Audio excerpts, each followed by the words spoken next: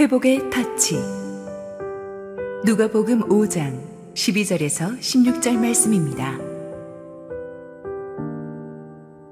예수께서 한 동네에 계실 때에 온몸에 나병 들린 사람이 있어 예수를 보고 엎드려 구하여 이르되, 주여, 원하시면 나를 깨끗하게 하실 수 있나이다 하니, 예수께서 손을 내밀어 그에게 대시며 이르시되, 내가 원하노니 깨끗함을 받으라 하신대 나병이 곧 떠나니라. 예수께서 그를 경고하시되, 아무에게도 이르지 말고 가서 제사장에게 내 몸을 보이고 또 내가 깨끗하게 됨으로 인하여 모세가 명한 대로 예물을 드려 그들에게 입증하라 하셨더니, 예수의 소문이 더욱 퍼지매 수많은 무리가 말씀도 듣고 자기 병도 고침을 받고자 하여 모여오되, 예수는 물러가사 한적한 곳에서 기도하시니라. 할렐루야. 우리 하나님께 감사와 영광의 박수 올려드리겠습니다. 네, 오늘 주일 예배에 현장과 온라인으로 함께 하시는 모든 성도님들을 주의 이름으로 환영하고 축복합니다. 주님께서 오늘도 우리 가운데 예배하신 놀라운 은혜로 또 하나님의 놀라운 평강으로 가득 채워주실 줄 믿습니다. 우리 함께 기도하고 하나님 말씀 나누도록 하겠습니다. 사랑의 하나님, 오늘도 겸손함으로 주님의 말씀 앞에 나아갑니다. 이 시간 주시는 말씀으로 우리의 인생을 새롭게 하여 주시고 우리 인생을 향한 하나님의 온전한 뜻을 깨닫고 순종할 수 있는 우리의 삶이 될 수 있도록 축복하여 주시옵소서. 감사드리며 예수님의 이름으로 기도합니다. 아멘. 우리는 일상 속에서 함께하는 사람들의 소중함을 평소에는 잘 생각지 못하고 살아갑니다. 특히 옆에 있는 가까운 사람이라든지 또 소속된 공동체의 소중함을 서로 떨어져 있을 때 비로소 그 소중함을 깨닫게 될 때가 많다는 것입니다.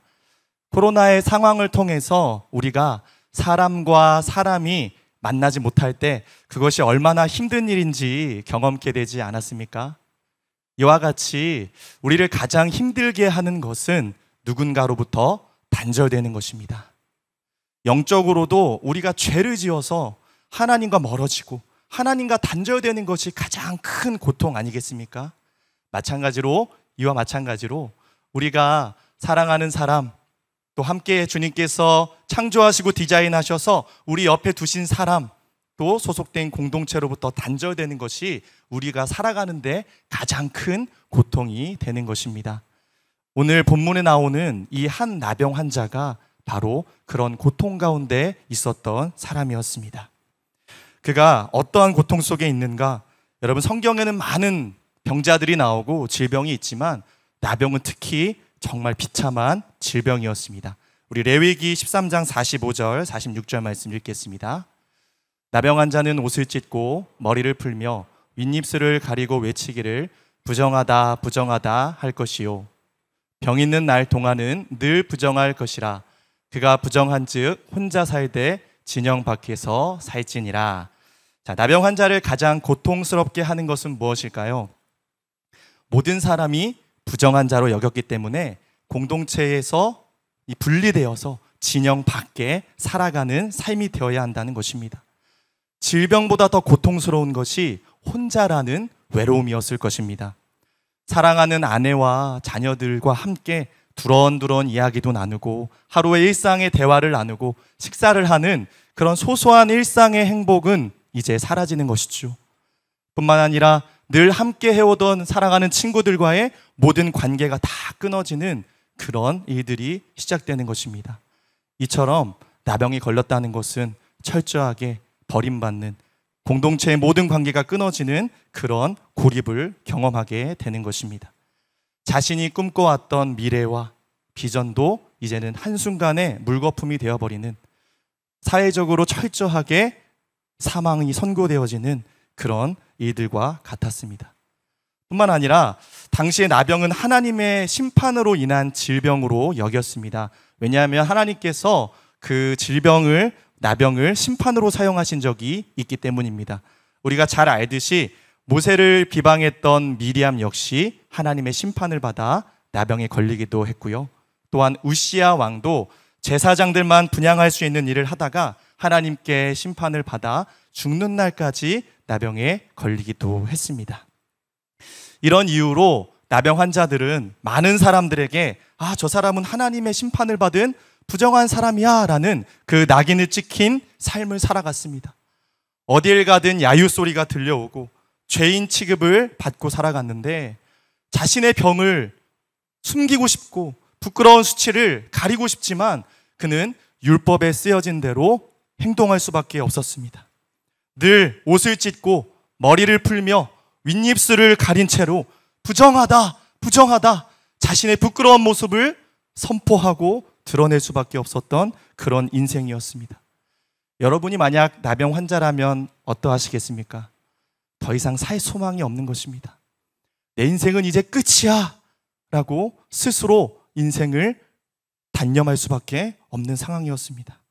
만일 나병 환자가 사람들에게 발각되면은 돌로 쳐서 죽임을 당할 수도 있는 그런 상황이었습니다.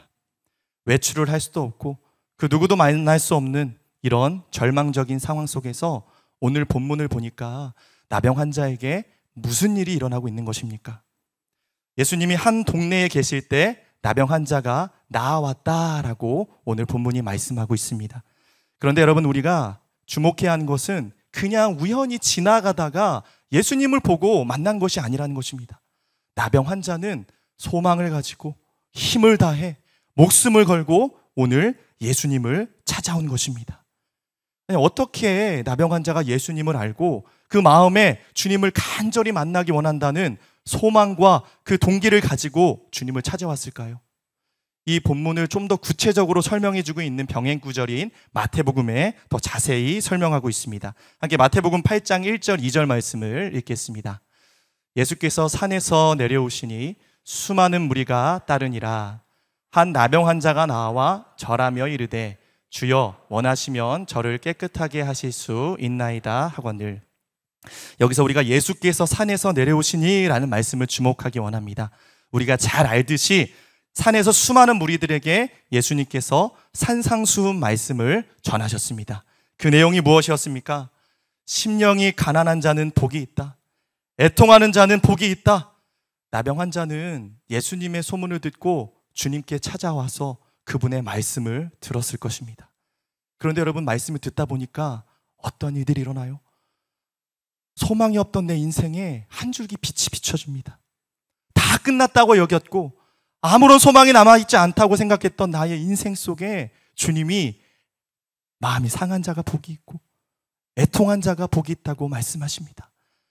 나병 환자는 그 예수님의 말씀을 듣다 보니 깨달아지는 거죠.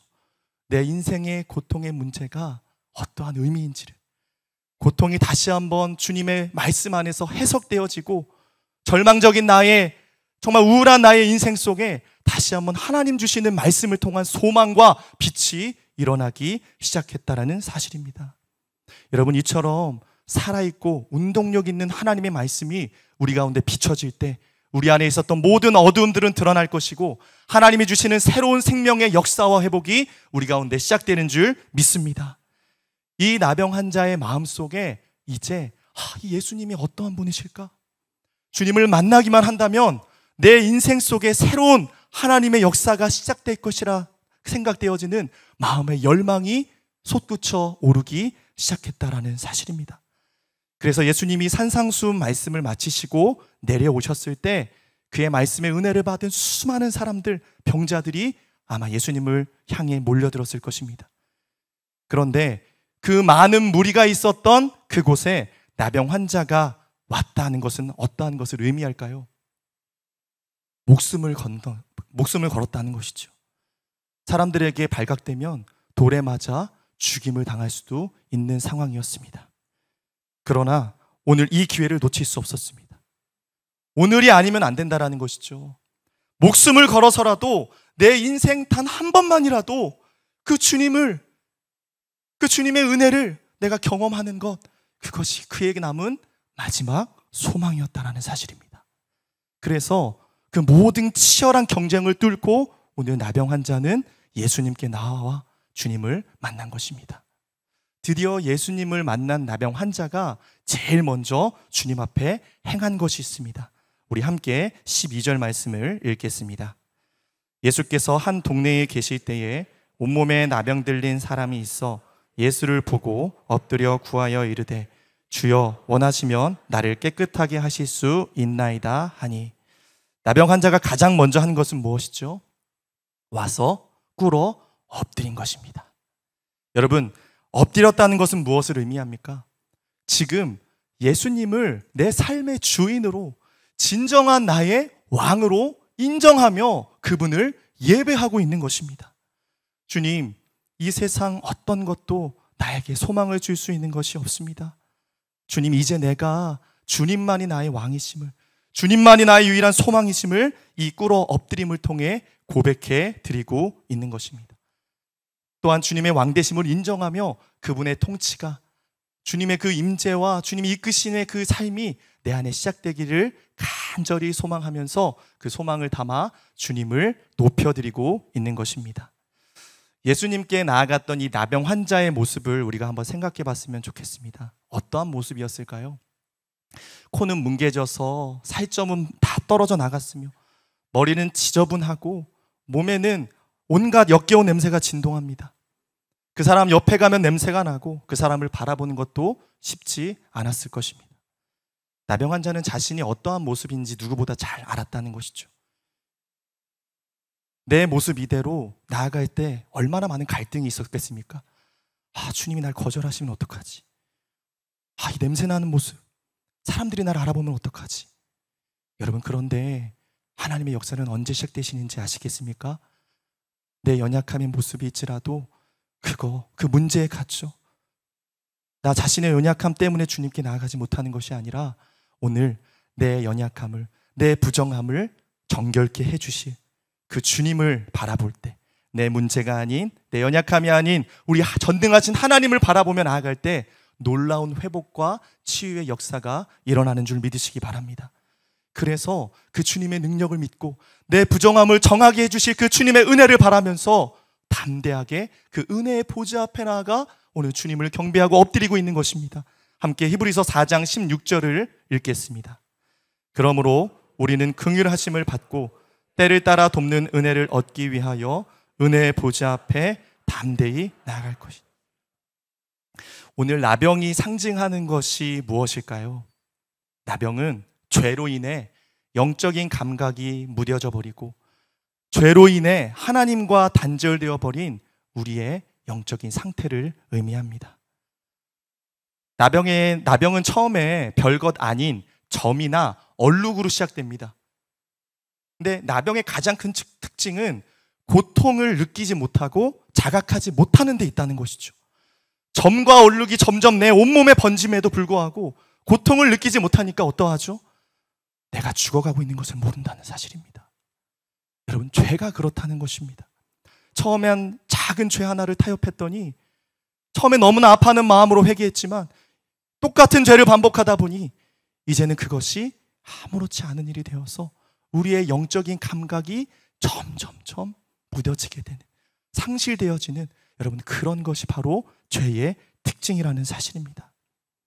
우리의 영적인 나병을 고치고 영적인 무감각함을 깨치는 능력은 바로 오늘 주님의 은혜의 보좌 앞에 나아갈 때 그 놀라운 하나님의 은혜가 부어지는 줄 믿습니다.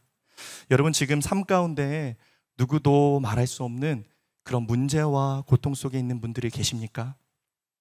가정의 문제, 자녀의 문제, 경제적인 문제로, 관계의 문제로 마치 나병과 같이 나를 조금씩 억누르고 옥죄어 와서 아무것도 못하게 만드는 그 삶의 문제들, 내 모든 감각들을 마비시켜서 하나님께 나아갈 수조차 없게 만드는 모든 사람들의 관계가 끊어지고 그 문제로 인해서 나 홀로 싸워나가면서 외롭고 고독함 속에서 어찌할 바를 알지 못하여 눈물 흘리고 있는 여러분, 그 문제가 있으십니까?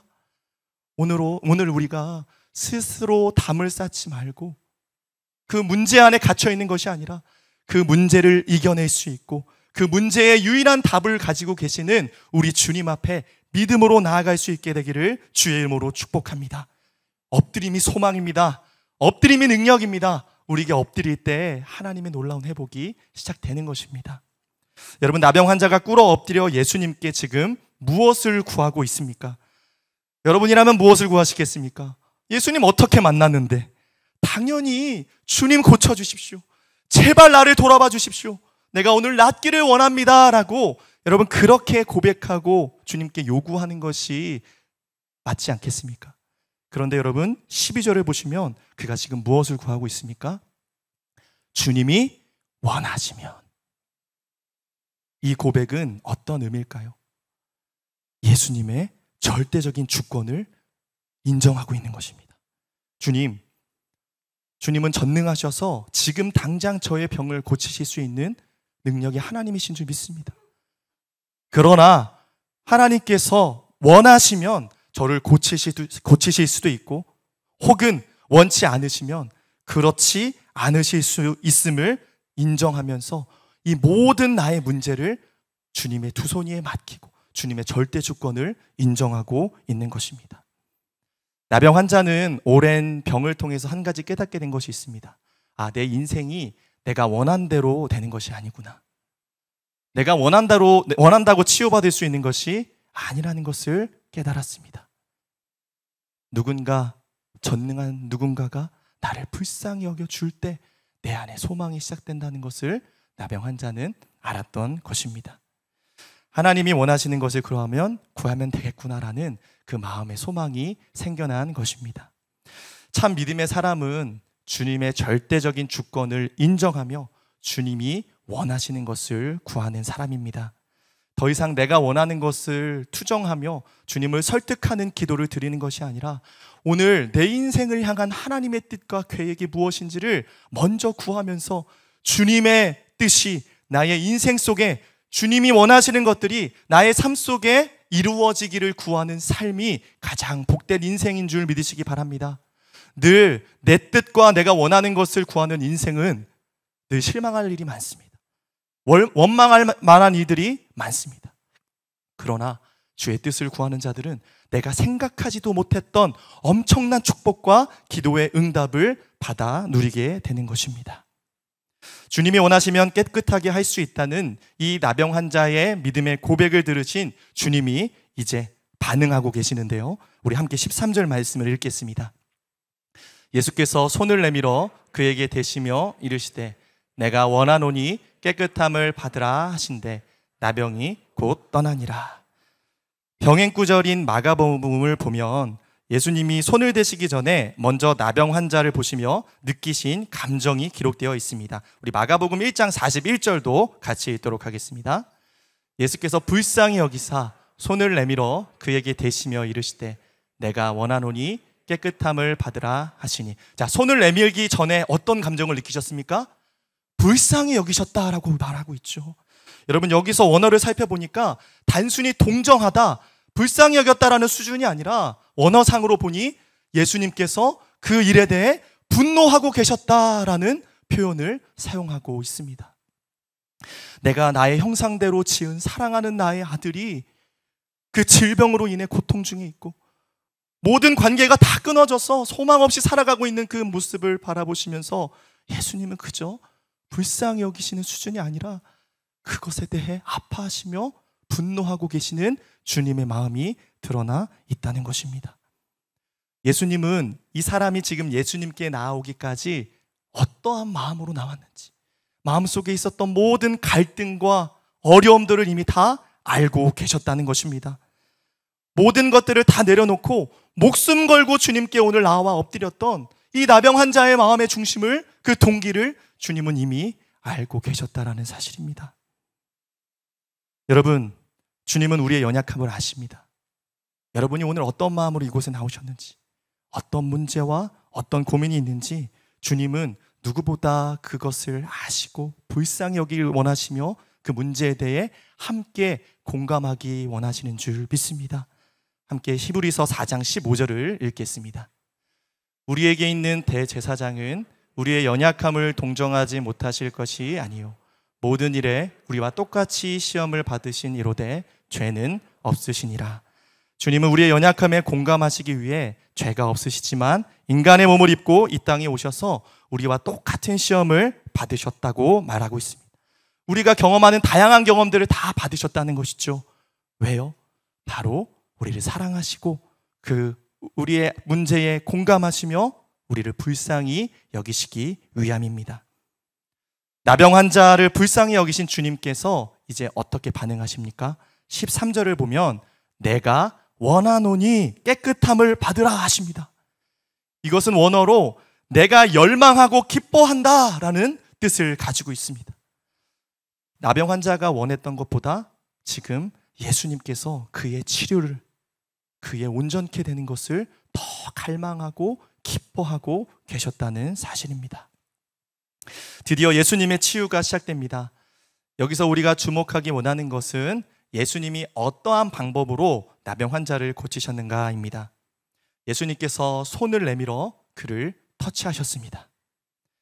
부정했기 때문에 그냥 살짝 갔다가 터치하신 것이 아니라 여기서 대시며라는 원어를 찾아보니 이 원어상으로 그냥 대다라는 의미 외에도 껴안다라는 의미를 가지고 있습니다. 여러분, 예수님이 그를 어떻게 터치하셨을까요? 너무나 불쌍히 여기시면서 그 사랑의 마음을 담아서 그를 단순히 그냥 살짝 대신 것이 아니라 그 따뜻한 사랑의 품으로 그의 연약함을 안아주셨을 것입니다. 주님은 충분히 말씀만으로 그를 깨끗게 해주실 수 있는 분이십니다. 나병 환자를 보는 것만으로도 쉽지 않죠. 고름이 나오고 온몸은 썩어 있고 냄새가 진동합니다. 그런데 주님께서는 자 봐라, 내가 너를 얼마나 고치기를 원하는지, 내가 너를 얼마나 사랑하는지를 보여주겠다 말씀하신 것입니다. 사랑하는 아들아, 얼마나 외로웠니? 얼마나 힘들었니? 나도 너의 아픔을 알고 내가 누구보다 네가 오늘 치유되기를 원한다. 주님은 말씀만 하신 것이 아니라 그 사랑의 마음을 담아 한 걸음 한 걸음 다가가셔서 행동으로 그에게 사랑을 고백해 주신 것입니다.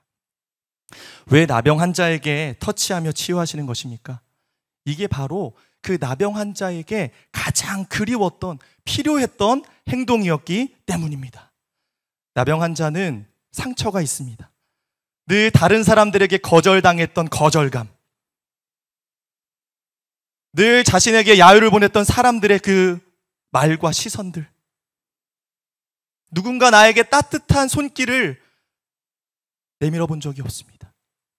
늘 그리워했던 그것을 향해 모두가 다 자신에게 돌을 던지고 다 떠나가고 있는 바로 그때에 한 번도 느껴보지 못한 그 사랑의 터치, 회복의 터치를 오늘 경험하게 된 것입니다. 이런 분을 만나본 적이 없는 것이죠. 그 예수님의 사랑의 터치와 회복의 터치로 어느새 자신의 모든 아픔과 마음속에 응어려졌던 것들이 풀어지면서 눈물이 하염없이 흘러내리고 하나님의 놀라운 그 뜨거운 사랑이 자신의 마음 가운데 부어지는 것을 느낄 수 있었던 것입니다. 여러분, 우리 주님은 이렇게 사랑에 충만하신 분이십니다. 나병 환자에게 손을 대는 것은 정결 예법에 어긋나는 일이죠. 그 자리에 수많은 사람들이 지켜보고 있었기 때문에 공격받을 수 있는 공경에 처해일 수밖에 없는 그런 상황이었다는 사실입니다. 그럼에도 불구하고 예수님은 손을 대셨습니다. 사랑에 목말라 있었던 한 영혼을 바라보시며 그의 타오르는 긍휼과 자비로 인해서 손대지 아니하고는 견디실 수가 없었던 것입니다.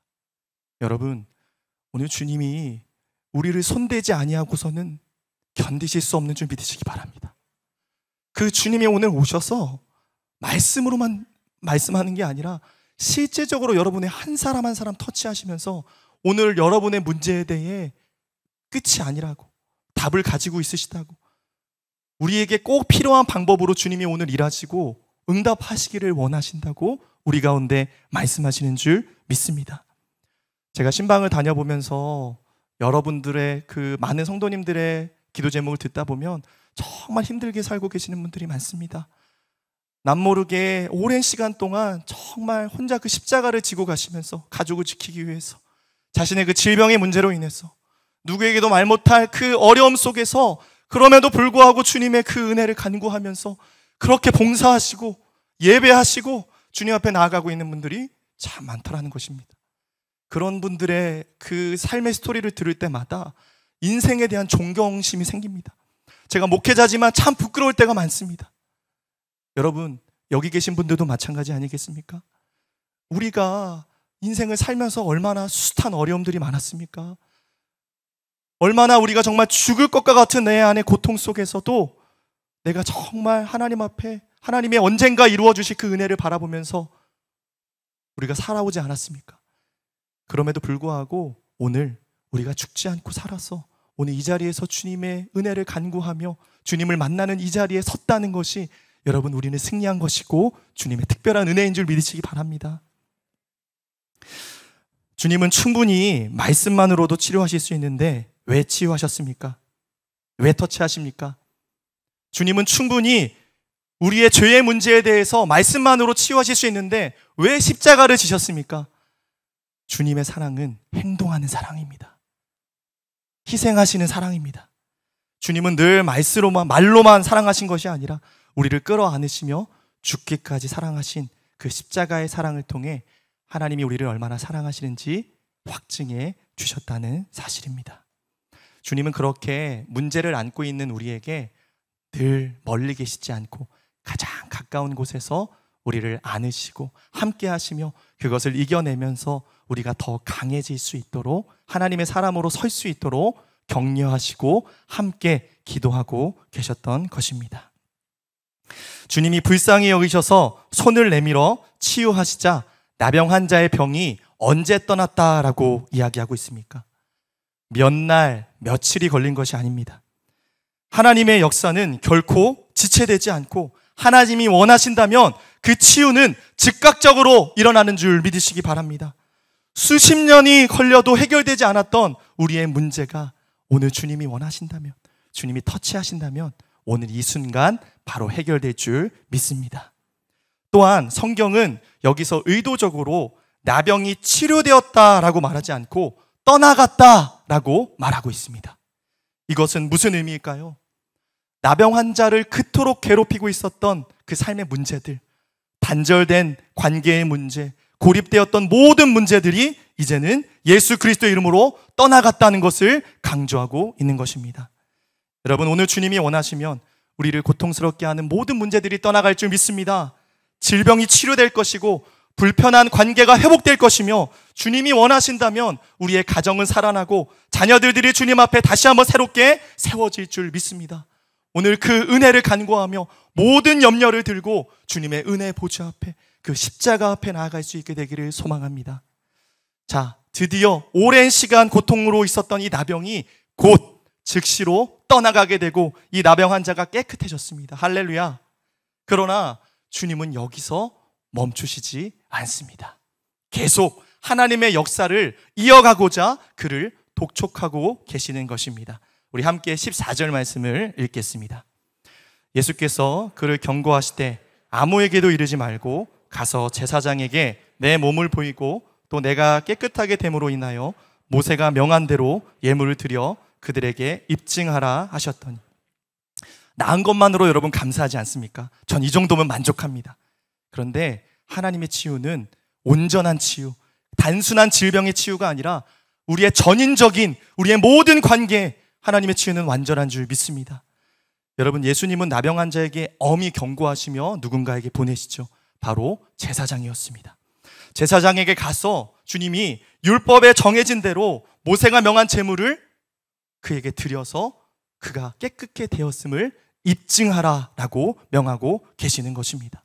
이 입증된 것을 통해 나병 환자가 이제 그가 사랑하고 있던 공동체, 사랑하고 있던 가족들, 친구들에게 다시 돌아갈 길을 주님이 열어주셨다는 사실입니다. 주님은 그냥 우리가 1차적으로 질병이 치유되는 것을 주님은 목적으로 삼지 않는다는 것입니다. 우리 안에 있는 모든 깨어진 관계와 우리 안에 더 치료되어야 할 우리의 영적인 상태까지도 주님의 치유는 완전한 줄 믿으시기 바랍니다. 여러분, 기억하시기 바랍니다. 내가 먼저 영적으로 회복될 때 나만 회복되는 것이 아니라 우리 주변이 살아날 것입니다. 우리 가정이 회복될 것입니다. 부부 관계가 회복되고 자녀들이 나와 다시 한번 친밀한 관계가 되어지며 내가 하나님 앞에 온전히 서게 되면 나로 인해 나의 직장과 내 주변이 다시 한번 새로운 관계로 돌아오게 될 줄 믿습니다. 여러분, 주님이 역사하신 치유의 결론은 이처럼 하나님과의 관계만 회복시킨 것이 아니라 모든 것들이 회복되는 전인적인 치유라라고 말씀드렸습니다. 이제 우리를 향한 하나님의 말할 수 없는 은혜가 또한 부어지는데 이제 예수님께서 그 충만한 은혜 가운데서 행하신 일들이 있습니다. 우리 함께 15절 말씀 읽겠습니다. 예수의 소문이 더욱 퍼짐에 수많은 무리가 말씀도 듣고 자기 병도 고침을 받고자 하여 모여오되. 나병 환자가 고침받은 소식은 순식간에 많은 사람들에게 퍼져나갔습니다. 그 결과 많은 사람들이 자신이 원하는 목적을 위해 모여들었다라고 말하고 있어요. 무리가 말씀도 듣고 병도 치유하고 일석이조의 효과를 누리기 위해 예수님을 찾아온 것이죠. 바로 그때 예수님은 어떻게 반응하십니까? 16절이 있습니다. 예수는 물러가사 한적한 곳에서 기도하시니라. 여러분, 지금 예수님은 늘 동네를 돌아다니시면서 사람들을 찾아가셨습니다.